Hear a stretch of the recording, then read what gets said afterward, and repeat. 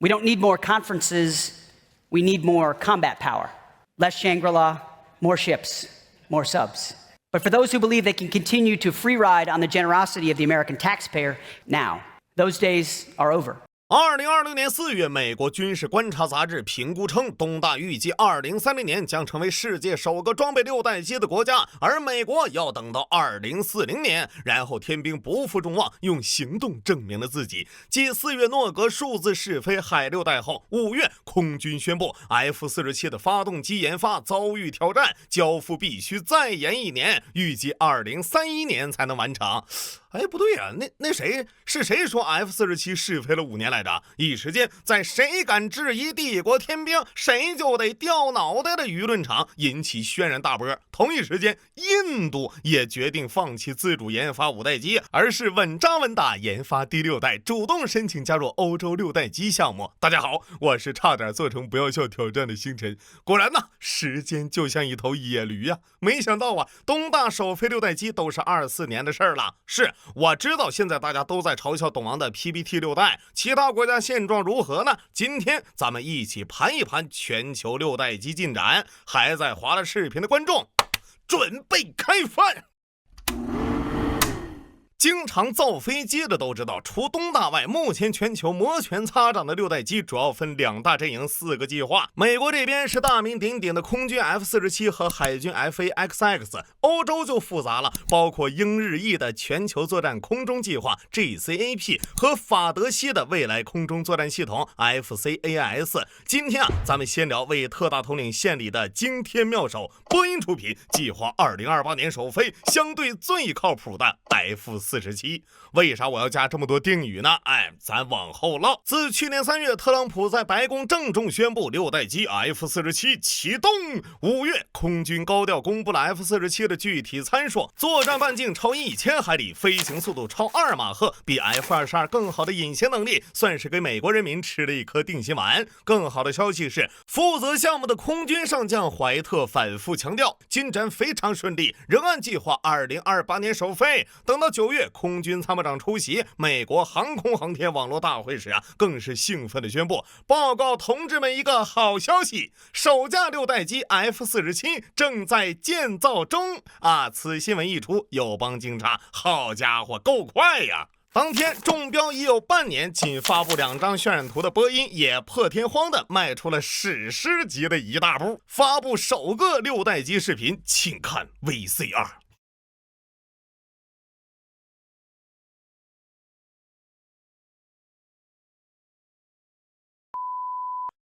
怎么说呢？是不是一大步我不知道，但确实是狗屎。在这段长达30秒的视频里，波音贴心的配上文案，来认识下美国空军 F-47 采用最先进技术，旨在确保美国在未来数十年始终拥有空中优势。抛开世界军火巨头，在如此重要的宣传视频，却连 BGM 都懒得配不谈，波音简直糊弄到极致了。他居然把早发过的2张图直接加个动态烟，硬凑成视频。妈的，你这比捞视频请观众吃剩饭的星辰我还离谱啊！哪怕用 AI 呢，不行找我去，给1个亿就成弹幕里的吴彦祖可能会问了，那 F-47 进度如何呢？图片有了，参数出了，宣传视频发了，首飞时间定了，飞机据说开造了目前就一个小问题，发动机有点搞不定。就在去年五角大楼开香槟之际，发动机制造商通用和普惠凑到空军耳朵来了句，大哥，味儿不对呀，发动机研发预计延迟2年以上，且2030财年前无法完成。我不太懂飞机有没有大佬告诉我，这飞机没发动机能不能飞问，当你手上有个注定延期的项目时，该如何面对老板质询？答：我们有信心加快进度。只能说不愧是大公司，表述那是相当严谨的确延迟2年以上。因为今年5月，通用又宣布发动机交付再延1年。换句话说 ，F-47 是最早备战2031年的飞机。原因很简单，跟 F-35一样，经典的供应链遭遇挑战。通用和普惠想要造发动机，可供应链却不回应他们的请求，这就是成语供不应求的来源。我还不小心查了下，去年1月董王还没官宣，空军呢便早将供应商合同总额上限提至35亿美元，紧接着这俩纷纷报捷，下一代发动机达成设计里程碑。哦，对了啊，2027财年空军为下一代发动机申请了5.14亿美元预算，2028财年增至9.06亿美元。哎呀，只能说不能拼命啊，拼命还怎么挣钱呢？更抽象的是，2月普惠发布了一条最新的变循环发动机宣传片，片尾疑似顺手把 F-47的全身高清渲染图抖了出来。如果没错，基本能确认了 F-47无垂尾、梯形主翼，没有全动翼尖，最重要的有压翼啊，有压翼。我没记错的话，老美那话咋说来着？压翼安在哪儿最好？打敌方飞机。不重要啊，都不重要。以歌王波音的速度，我话放着啊 ，F-47不可能2028年首飞，但肯定会在2028年前要加预算。至于 FA-XX 为了全力梭哈 F-47，去年中长的海排长直接把海军6代机的预算一刀砍到7400万美元，这钱就够买几包零件的。好消息是，大概是真怕鸡蛋烂在一个筐里。今年1月，国会拨款委员会重启项目，并追加8.97亿美元拨款，同时狂喷五角大楼，连海军6代机的研发合同都不批，俩孩子你可着一个奶呀！紧接着的4月，格鲁曼公司重磅发布了下一代海军战斗机的概念视频啊！嘿，您猜怎么着？在今年提交的2027财年多达1.5万亿美元的军费草案中，五角大楼居然又只给 FA-XX 拨了1.4亿，相比之下，空军 F-47申请了50亿。哎，赫格塞斯还是太忠诚了。现在这俩，一个拖鞋镶黄金，一个袜子打补丁，一个门禁用 iPhone， 一个内裤全是洞，一个全款买飞机，一个蜜雪要分期。海军确认将在8月从波音和格鲁曼当中选定最终承包商。这要还是波音中标，现在明白为啥我说 F-47最靠谱了吧？虽然空军进度缓慢，海军没有预算，川普任期将半，波音实在完蛋。好在欧洲6代机前途更加暗淡。是首相中有段锐评欧共体的评论可以无缝衔接到欧洲联合项目上。About the average common market official, he has the organizing ability of the Italians, the flexibility of the Germans, and the modesty of the French. And that's topped up by the imagination of the Belgians, the generosity of the Dutch, and the intelligence of the Irish. 众所周知，研制时间越长，剩余流程越短；剩余流程越短，研制时间越少。所以，研制时间越长，研制时间越少。欧洲6代机最早要追溯到2010年，彼时的英法宣布共同加强未来空中作战技术合作，包括研发2030年代取代台风和阵风的5代机。遗憾的是，由于100年友谊的底 buff 持续发力，一直研究到2017年毫无进展。当年英国拉上日本新建文件夹暴风雨战斗机。有一说一啊，刚开始戴英没说搞6代机，只说是未来空战系统，直到老美提出下一代空中优势后，戴英才与时俱进升级 PPT， 并于2018年在航展上重磅首发暴风雨的模型啊，算得上全球首发6代机模型的国家了。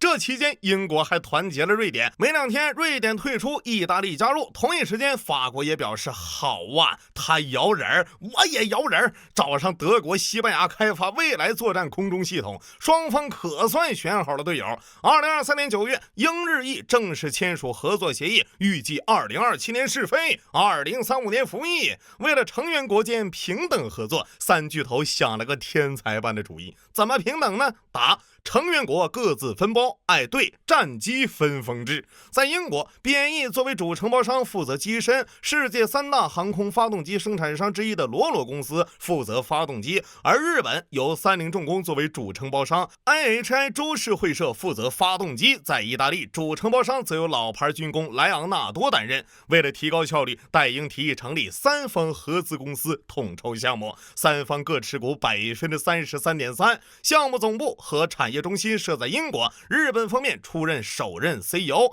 意大利派出首任设计负责人，大家都满意了吧？按说三国呀属于强强联合，日本的材料学积淀深厚，意大利坐拥欧洲唯一的 F-35组装工厂，英国呢则拥有航电巨头 BAE 及马丁贝克等知名供应商。但三位臭皮匠啊，臭死诸葛亮！由于过于平等，很快这仨开始了不互帮、不互助、只甩锅的合作模式。首先，由于预计总成本超500亿英镑，英国、意大利想拉财大气粗的沙特入伙，日本担心本就紧张的进度再次延期，何况啊，沙特与某东方大国关系不错，泄密了咋办？反对。围绕这事儿辩论了整整3年，三方终于达成一致，同意。然后沙特不来了，此时已是2025年，真叫慢工出烂活，欲速则一坨啊！其次，意大利也相当不满，倒不是钱的事儿啊，他更气的是戴英太自私了。意大利防长多次公开指责戴英，我们无私分享技术，英国人却要对我们保密，简直疯了。项目就这么一帆风顺的筹备到2024年6月，事情有了新的推展，领头羊戴英也出问题了。执政14年的保守党政府下台，新任工党政府拒绝表态。熟读新三国的都知道，支持不明那就是不支持啊。没法子，我戴英自有国情在此。如果你看过星辰的节目，就知道此时司中堂正忙着反攻倒算保守党，什么6代机往后少少。正所谓10年生死两茫茫，5年生死一茫茫。在暴风雨提出10年后，老大哥BAE顶着压力，好不容易把合资企业攒出来，并于25年6月报送欧盟批准，但公司有了钱呢。由于财政困难，司中堂连戴英的国之重器高铁2号线都准备砍掉，更不用说这破6代机了。本该25年就授予合资公司的合同，愣是拖了1年。为了省钱，皇家空军计划将退役的台风战机拆成零件，用3D 打印制造新6代机。很喜欢弹幕的一句话，目前唯一有进展的只有得加钱。今年1月意大利宣布6代机开发费用从60亿欧涨到186亿。得知此事的反对党差点把议会掀了当然了，也不是一点好消息没有。之后每年三国都有新模型亮相各大航展。25年东京防务展上更是弄了个长2米、宽1.5米的1/10模型，赚足了眼球。只不过与最初概念模型相比后机身、尾翼都有变化，还从兰姆达翼改为三角翼。翻译一下PPT 还没定。眼看东大6代机试飞几轮了，老美也官宣 PPT 了，日本、意大利不断警告，可不敢丢6代机呀！6代机要是丢了，欧洲就不保了呀！等到今年4月，好消息传来，家人们给了给钱了，工党批准了首个开发合同，足6.86亿英镑。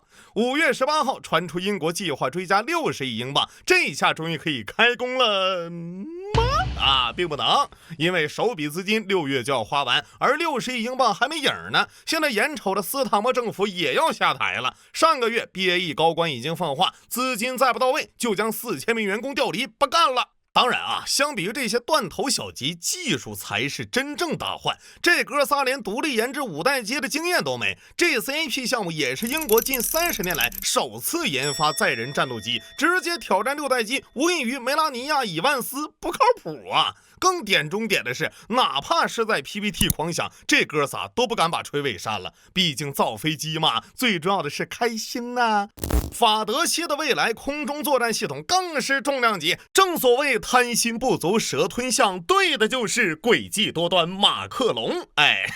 2019年的巴黎航展上，法国总统马克龙、德国及西班牙防长共同宣布项目启动，代号 FCAS， 预计投资1000亿欧研发，计划也是2027年首飞，2035年服役。好消息是 FCAS 有欧洲航空巨头达索和空客倾力加盟，还有法国、德国2大巨头鼎力合作，技术资金不在话下。然后这项目就烂完了欧洲老爷们没工夫设计，必须先在嘴上决出个胜负。自认有技术缺资金的法国要求达索主导80%项目，而有资金缺技术的德国则要空客主导。主导权还没炒完，又开始炒参数。法国要求战机能在航母起降，但没航母的德国不愿为此多花资金，从2019年一直炒到2025年。达索 CEO 放话，我们有能力不与欧洲国家合作国独立研发，德国酸奶跟葱，想单干那你就去呀。与此同时，德国内部也强烈呼吁将法国达索逐出六代机项目。这个牢不可破的联盟，今天法国要单干，明天德国要单干，后天法国德国对着干，搁这演上《三国演义》了。你瞧，逼得法国总统马克龙亲自下场协调，搅吧搅吧，你们就搅吧，搅得前方抗俄没了六代机，吃了败仗，搅得中美技术领先，把欧洲亡了，老子无非陪你们进场电视。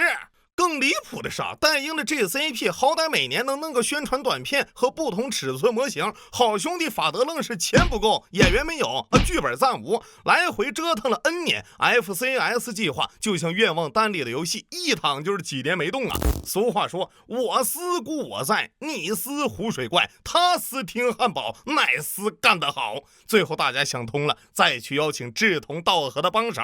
德国先找上比利时，去年7月，比利时批准参与 FCAS 计划，但法国达索果断拒绝，理由是比利时买了 F-35，比利时当场破防，错不起，都是我对了，我们不需要傲慢的实业家的教训，防长公开炮轰，这什么破计划，我们不玩了，就德法之裂痕，你们这六代机能出来，我跟你们姓。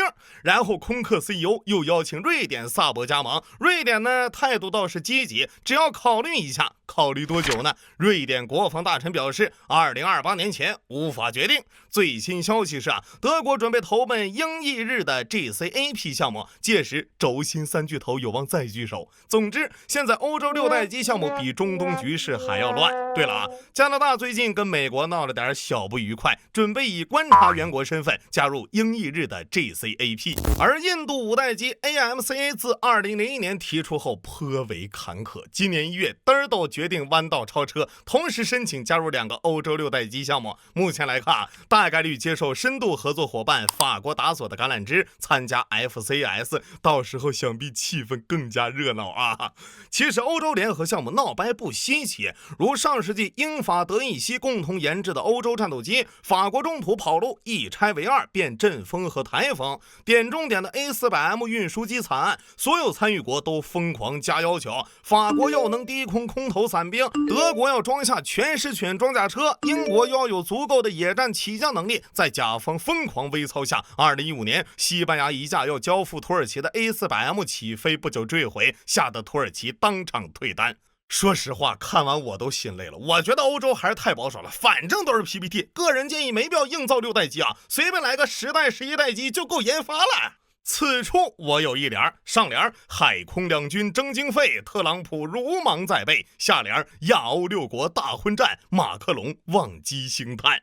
20年前，外媒争相嘲讽歼20的压抑设计是远不如 F-22 的技术缺陷。如今，东大六代机上见不到的垂尾，却出现在了欧洲最具想象力的六代机 PPT 上。20年弹指一挥间，似乎南海危机就在昨日。可我们已经从欧美技术的跟随者，跨越为现代战争的定义者。2018年，央视曾转载过一篇美媒报道，当时美国空军刚刚授予通用下一代发动机合同，标题是弯道超车不易，美空军六代机发动机进入新阶段，技术远超中国。那时所有人看向那座灯塔，心里都不免带着几分无力感。现在回头再看，能绷住的可以确诊抑郁症了。如今欧洲六代机计划延宕数年后还在重组，当初官宣 F-47的美国空军部长已被解雇。在这个连 2.6 公里路花了4000万6年都修不好的美国，最有希望的六代机能不能顺利问世，后续的事情我们还得看后续。啥？你问什么路啊？这就是我们下期内容了我是星辰，我们下期见。 The Chinese companies steal $500 billion a year of IP from the US. They stole the F-35 plans. President Trump, couple of months ago, announced the F-47, the most advanced plane. Now, China has 2 versions of that. It's already in production. So don't talk to me about China stealing other countries' technologies, because you simply don't have the technologies we have.